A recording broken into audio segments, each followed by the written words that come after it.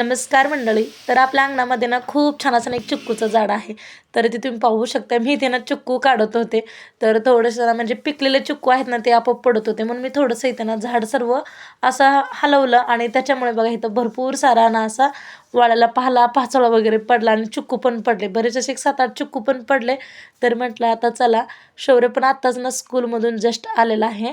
तर तोही मला मदत करत होता चिक्कू गोळा करण्यासाठी. तर मी तिनं 8-9 चिक्कू गोळा केले. तर याचं बघूया कुल्फी किंवा ज्यूस वगैरे बनावं म्हटलं. तर दुपारी पण आज फळं काहीच नव्हते खायला.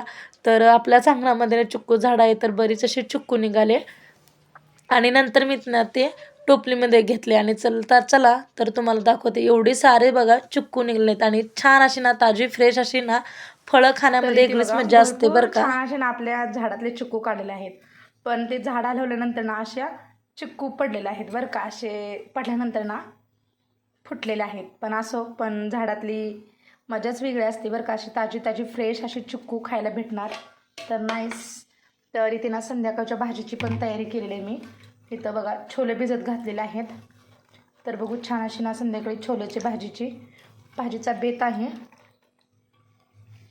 प्रिय, आवडलं तुला कुल्फी? हो. बघा इथे ना मी शौर्यासाठी ना काल छान अशी ना चिक्कूची कुल्फी बनवलेली आहे आणि खूप छान बनले बरं का. शौर्य, आवडलं ना तुला? एकदम छान आणि टेस्टी झालेली आहे कुल्फी. पहिल्यांदाच कुल्फी बनवली बरं का अशी चिक्कूची कुल्फी. थांबा दाखवते. पण आता शौर्य खाण्यामध्ये खूप मग्न आहे. तर बघा अशी झालेली आहे कुल्फी, छान अशी यम्मी. कुल्फी कशी झालेली आहे मला नक्कीच कमेंट बॉक्समध्ये सांगा. व्हिडिओ आवडल्यास लाईक शेअर सबस्क्राईब. बाय.